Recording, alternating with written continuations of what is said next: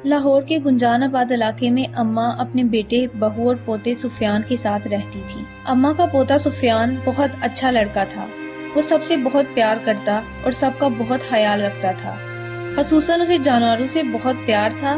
جتنا اسے جانوروں سے پیار تھا اتنا ہی اس کی دادی جانوروں سے نفرت کرتی تھی۔ ایک دن سفیان کہیں سے ایک بہت پیاری بلی لے آیا۔ اس کی دادوں نے بہت شور مچایا لیکن سفیان نے ان کی ایک نہ سنی اور بلی کو اپنے گھر میں رکھ لیا۔ اماں ہر وقت اس فکر میں رہتی تھی کہ کہیں بلی میرے بستر پر نہ سو جائے اور برتنوں میں منہ نہ ڈالے، کیونکہ بلی سب گھر والوں سے مانوس تھی اور ان کے بستر میں گھس کر بیٹھ جاتی تھی۔ اماں بہت صفائی پسند اور سخت مزاج خاتون تھی اور وہ بلی کو گھر سے نکالنے کی فکر میں رہتی تھی۔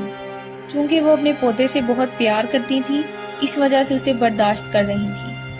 پھر ایسا ہوا کہ بلی کچھ دنوں کے لیے غائب ہو گئی اور کہیں دکھائی نہیں ہوئی، تو اماں نے شکر ادا کیا کہ اس مصیبت سے تو چھٹکارا حاصل ہوا۔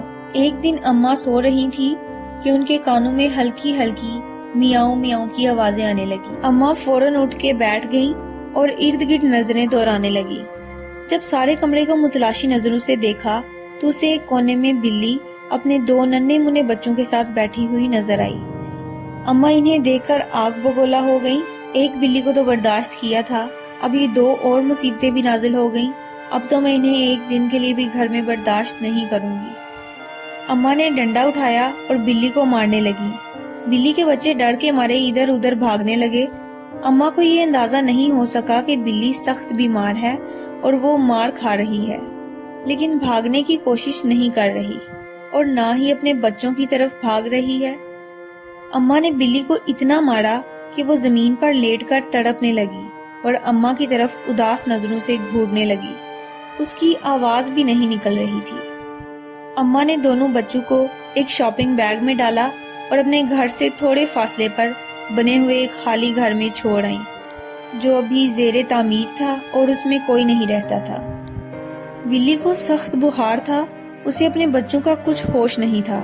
جب 2-3 دن کے بعد اس کی طبیعت کچھ بہتر ہوئی تو اسے اپنے بچوں کی یاد ستائی، تو وہ سارے گھر میں بچوں کو تلاش کرنے لگی۔ باہر گلی میں جا کر بچوں کو ڈھونڈا لیکن بچے کہیں نہ ملے۔ شام کو تھک ہار کر اماں کے گھر میں داخل ہوئی۔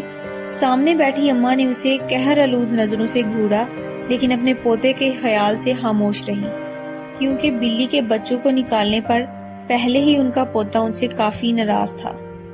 بلی اماں کو سوالیہ نظروں سے دیکھتی کہ میرے بچے کہاں ہیں، لیکن اماں بھی نہ جانے کس مٹی کی بنی ہوئی تھی کہ انہیں بلی پر ذرا سا بھی ترس نہ آیا۔ بلی کو بچوں کی بہت یاد ستائی تو وہ زور زور سے میاؤں میاؤں کرنے لگی۔ اماں نے ایک بار پھر ڈنڈا اٹھایا اور بلی کو مارنا شروع کر دیا۔ سفیان نے جب یہ دیکھا تو اس سے برداشت نہیں ہوا۔ اس نے دادی کے ہاتھ سے ڈنڈا چھین لیا اور کہنے لگا، دادو کچھ تو خدا کا خوف کریں، ایک تو اس کے بچوں کو اسے جدا کر دیا، دوسرا اسے بھی یہاں نہیں رہنے دیتی۔ اماں نے اسے ڈانٹا اور غصے سے کہا، دفع ہو جاؤ اور جا کر اپنے کمرے میں سو جاؤ۔ سفیان نے بلی کو اٹھایا اور اپنے کمرے میں چلا گیا۔ ابھی اس واقعے کو 2 دن ہی ہوئے تھے کہ اماں کو فالج کا حملہ ہو گیا۔ سفیان کی امی صبح ناشتہ بنانے کے لیے اٹھی تو انہیں ساس کے کمرے سے ان کی عجیب و غریب آوازیں سنائی دیں۔ وہ بھاگ کر ان کے کمرے میں گئیں تو دیکھا کہ اماں ٹیڑھی میڑھی زمین پر پڑی ہیں اور ان کی ایک سائیڈ مفلوج ہو چکی تھی۔ بار بار سر اوپر اٹھا رہی تھی لیکن اٹھ نہیں سکتی تھی۔ اتنے میں سفیان بھی کمرے میں آ گیا۔ دونوں نے مل کر اماں کو اٹھایا اور بستر پر لٹا دیا۔ سفیان نے اپنی امی جان سے کہا، یہ بلی کو مارنے کی سزا ہے۔ سفیان کی امی کہنے لگی، چھوڑو ان باتوں کو، پہلے ڈاکٹر کو بلاؤ۔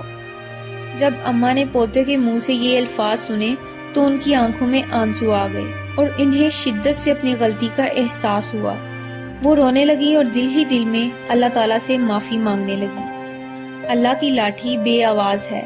انہوں نے بلی کے بچوں کو بلی سے جدا کیا اور اللہ تعالیٰ نے انہیں ایک ٹانگ اور ایک بازو سے محروم کر دیا۔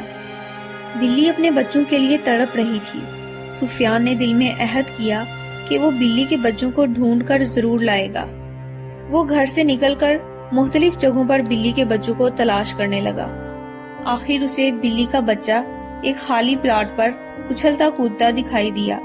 اس نے وہاں جا کر دیکھا کہ بلی کا ایک بچہ مر چکا تھا اور وہیں پڑا تھا، جبکہ دوسرا اس کے ارد گرد میاؤں میاؤں کرتا ہوا ادھر ادھر اپنی ماں کو تلاش کر رہا تھا۔ سفیان بلی کے بچے کو گھر لے آیا۔